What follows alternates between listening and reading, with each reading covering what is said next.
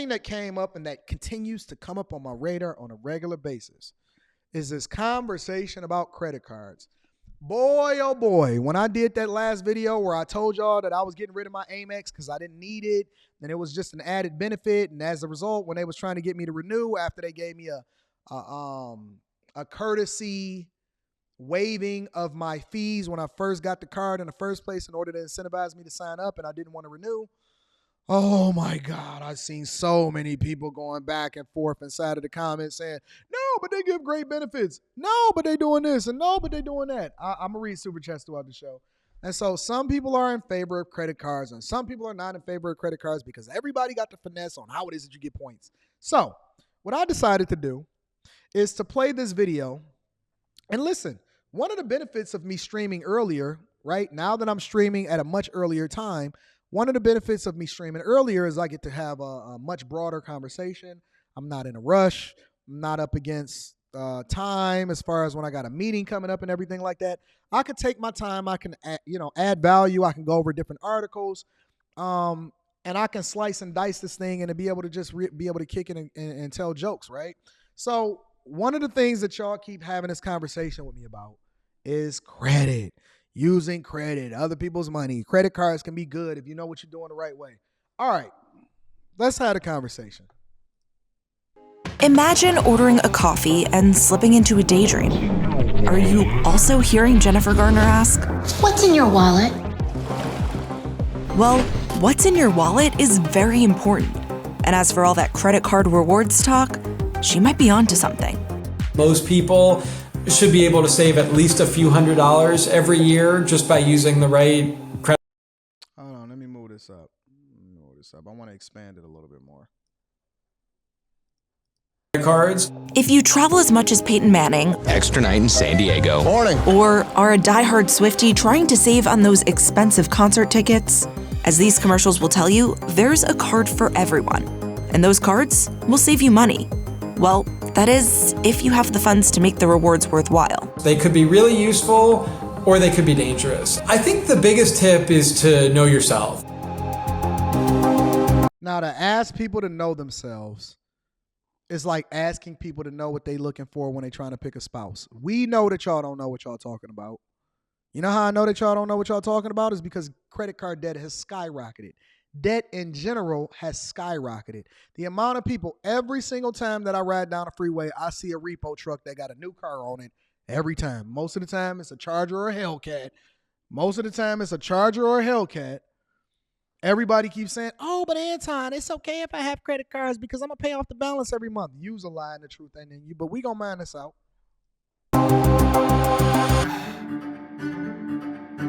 Love them or hate them, those plastic or metal cards that can instantly purchase anything from a coffee to a car are no stranger to consumers.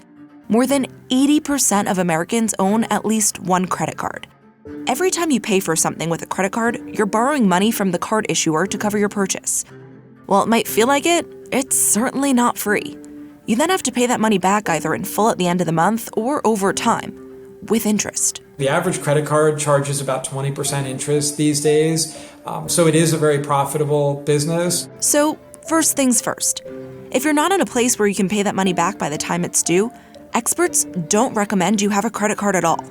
Now, why would they say that, right? Why would experts recommend that you don't have a credit card at all? And why do credit card companies continue to market to people that actually don't know what's best for them? Well, think about it. You show up on a college campus. A lot of y'all that's in this chat has went to college. You went over there. You got slutted out, right? It was an indoctrination camp, and so you had to slowly grab yourself out of it in order to have more conservative views. They told you to hate all men. They told you that you were sexually liberated and free. Go feminism, go feminism. Well, amongst all of that noise and chaos where you was trying to get your basket weaving degree and you was going into debt so that you can eventually come to me or Biden, so that Biden can come to me in order to rob the rich in order to continue to pay off your student loans that they now fighting in the Supreme Court, neither here nor there. Don't worry about it. I'm just going on a small rant. While you were at your indoctrination camp, aka college campus, away from home because you couldn't wait to get away from your parents, one of the things that they did there also is they said, listen, we got this little bit of paperwork for you. And you say, well, what is that paperwork? Am I joining the army? And they said, no, you're not going to join the army. You're going to get a credit card. And they said, yay, I get to build my credit and I get to go out shopping and I get to go out and buy stuff and then whatever. And then the one thing that you didn't look at is the fine print. They got it in very, very fine print and it's this big old number. And that number is your interest rate. I've seen interest rates on credit cards be anywhere from 16, 17%, all the way up to almost 30% interest. 30% interest. I mean, that is an egregious amount. But if it was so reasonable and if it made so much sense, then why do they spend more money marketing to you and yourself at college when they know that you have no ability to be able to pay off that balance in full? If you were so responsible, then why do they tap into you when your brain is not even fully developed to make a grown man decision about how it is that your financial future is going to be affected for the rest of your life? Don't worry. We'll get there. 20% interest on a balance that you've accumulated, and then you pay interest. Look at Ann. Ann is kind of hot. Ann, you are a distraction. Interaction. I see you, Ann. On top of that, I mean, that's a really big hole that you're continuing to dig, and it's going to be really. I ain't listening to nothing that Ann is saying right now.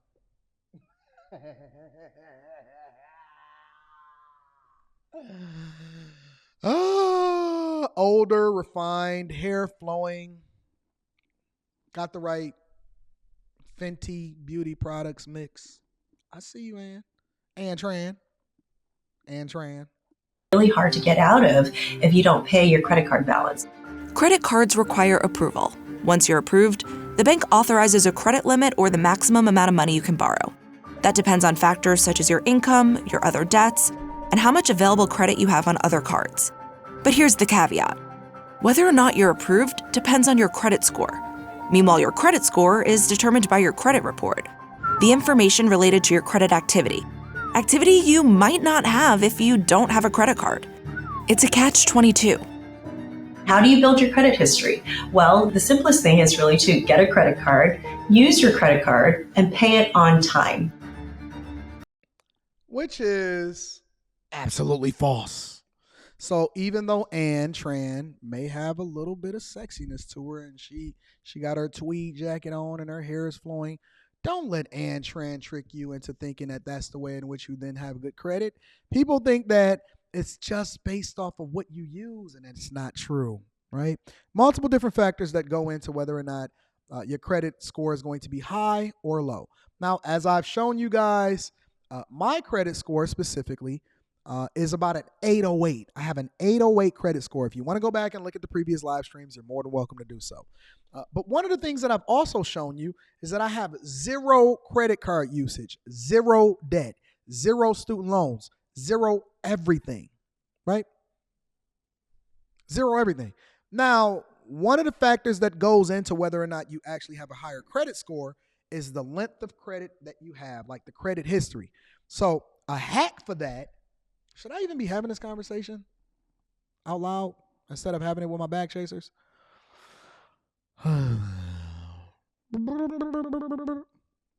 Well, let's just say this. I'm not going to add that. I'm not going to give you the hack. What I will say is it's the credit utilization rate. So just because you may have a $1,000 limit does not mean that you should be using $1,000 of whatever it is on that credit card, even if you can pay it back. Another way that they get you is that they have you spend money on things that you wouldn't normally buy because you now have this availability of money and you know you have the capability to pay it back. So just because you have access to credit does not mean you should be using credit. If you're going to have a card, you should get a secured card in order to continue to build the credit. I don't want to get into that. I don't want to get into. I just want to debate the whole credit, whether you should have a credit card or not. My point is that the credit utilization rate is supposed to stay under 30%. The ideal credit utilization rate is to stay under 10%, which means that you want to pay off your balance immediately when you make a purchase. Now, the responsible person that then is leveraging and getting all of the points. Do Anton have a credit card? Absolutely, I have a credit card. The credit card that I love and I use the most specifically, and I shouldn't even be saying this because they have not sent a check, is, let me make sure I cover that up. This is the credit card that I use the most. This is the one. This is the Marriott Boundless because I mainly stay at Marriott Properties. This is the one that I use more than anything, right? You can see it's got wear and tear. It's toe up. It's scratched up, the whole 9 yards. And I mainly do it in order to reserve hotels. I do it in order to make sure that I reserve my flight tickets, and you need a credit card in order to get a rental car. So I have to have a credit card in order to be able to travel to and from and get to wherever it is that I have to go.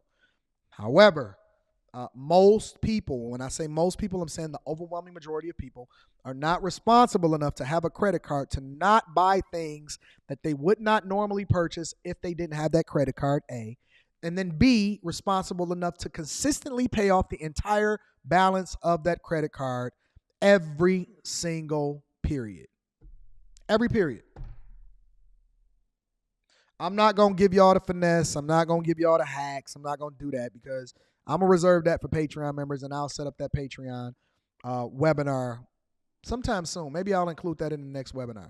Make sure y'all tap into the Patreon. Link is in the description as well as pinned to the top of the chat. But she's wrong. It's not just using the credit card and paying it off.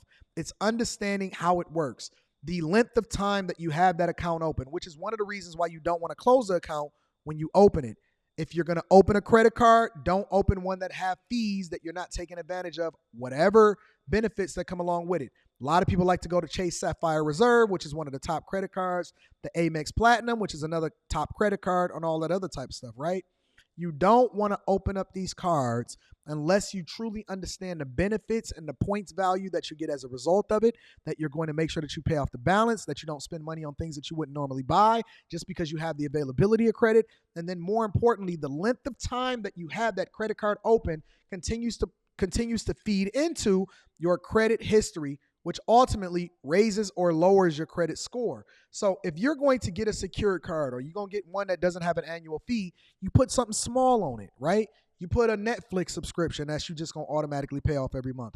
You make sure that you put the Patreons, anything, something very, very small, but you want to keep your utilization rate down. And you also want to make sure that you're not accruing interest as a result of not paying off the entirety of the balance when it comes on. So don't listen to Ann Tran. She might be cool to have some to take out on a date, but she might not be cool when it comes to understanding how credit works.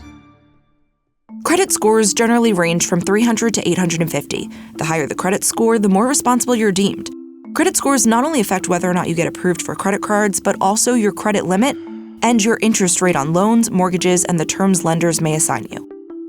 Insurance providers, landlords, and employers might also want to do a check to determine your trustworthiness. If your goals are to buy a house, get a car, get a loan, the first thing that you need to do in order to build your credit history is to get that credit card going. Those Jennifer Garner commercials are for Capital One, but there are numerous companies in the U.S. that offer a wide range of credit cards. There's the issuers, American Express, Discover, Bank of America, Citi, Wells Fargo, and then there are the networks. They facilitate transactions between the merchants and the card issuers. The four major card networks are Visa, MasterCard, American Express, and Discover. Two of the world's largest card networks, American Express and Discover. Now remember, these are publicly traded companies. You can literally invest in MasterCard, right? Also understanding when you're looking at the annual statements, when we're not even the annual statements, the quarterly reports of when you're looking at these companies, when they show, listen, this is the profit, this is the loss, these are how many people are defaulting on their loans. These are our metrics of where it is that we think that we're going to grow as a company and so on and so forth. That gives you a better perspective of what state America is in, because it shows you how many people are continuously to run up the debt, are not paying off the interest on their loans. And the statistics say that y'all not responsible enough to actually be able to use credit effectively, which is one of the reasons why I'm so against you opening up a new credit card. You can open up a secure card and get the same benefits from a credit perspective. And then the other thing that I need to ask you is, what are you using this credit for? But I'm not going to deep dive into it. Again, I'm going to reserve that for the Patreon members. Let's continue. Are also card issuers. There are standard credit cards, rewards cards, balance transfer, charge, student, business, secured, limited purpose, prepaid cards, and the list goes on. Different options that may or may not be right for you depending on your personal circumstances. Standard credit cards are the most traditional type. They have an annual percentage rate or APR, sign-up bonuses, annual fees, late payment fees, balance transfer fees, foreign transaction fees, and look at all of the ways in which they're making money off y'all.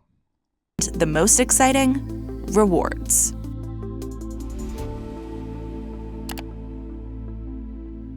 I don't even want to play this part of the video because I don't want y'all to be incentivized in order to open up credit cards. There's actually a whole industry dedicated to maximizing credit card points and miles. Some people love it, and they love going down that rabbit hole and treating it like a game. Bankrate.com senior analyst Ted Rossman earned more than $1,700 in rewards in 2022.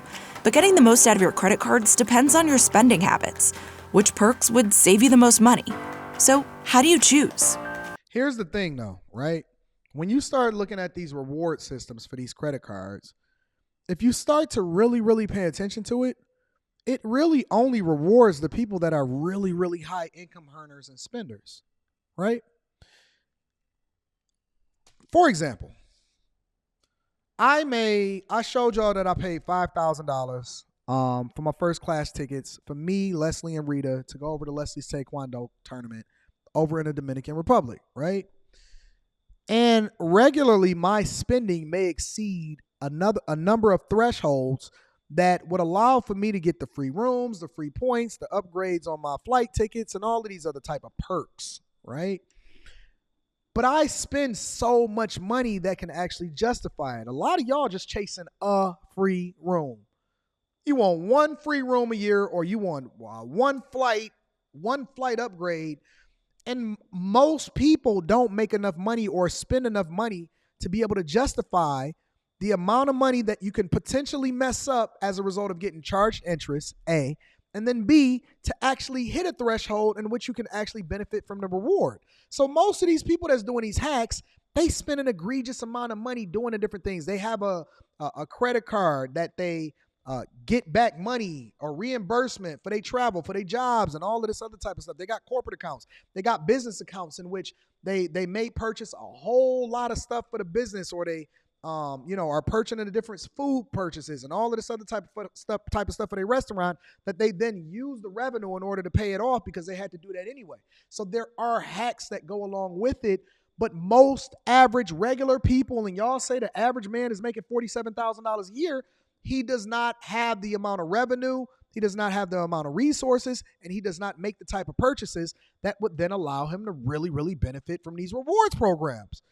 And so now they're marketing it to you, understanding that you're going to forever be in debt, and you're going to pay them 100 times of whatever it was that you purchased. That TV that you purchased at Walmart for Super Bowl Sunday is going to wind up costing you 3 and 4 times of whatever it costs by the time that you finish paying it off. This is how they get you. If your family spends a lot on groceries, get a card that gives 5 or 6% cash back on groceries. Like, that's a really nice inflation buster right there. Maybe consider a second card that's just not an inflation buster at all. Solid flat rate, something like 2% cash back on everything. Most people should be able to get at least $200, $300, $400 a year just by using the right cards. Rossman says the rewards that get the most attention are often travel-related. Flights, hotels, rental cars, access to airport lounges, free... What did I say? What did I literally just say before we even got into this part of the video? Or discounted TSA pre-check, priority passes, global entry, or clear to get you through those long airport lines. I think a really good strategy for a lot of people is one of those transferable points cards, something like Chase Sapphire Reserve or Amex Platinum. Honest to God, I never seen this video. Honest to God, I have never seen this video. Somebody sent it to me, and so I thought I'd go ahead and have this conversation. But I literally just gave y'all the 2 credit cards that people love the most and that they covet the most. It ain't a black card. It ain't none of that.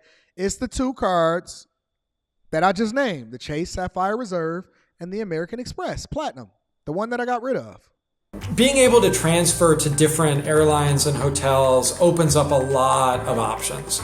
The sort of next level tip is within that, if you find partners of partners, like United's part of the Star Alliance, and American is part of One World. Then there's rewards for dining, groceries, gas, and also complimentary memberships. Are y'all hearing this is literally an advertisement for credit cards. I'm about to cut this video off because you hear the music in the back. Listen to the music. And subscriptions. Big perks for many are extended warranty and purchase protection. A couple years ago, I actually saved $300. Get off my screen.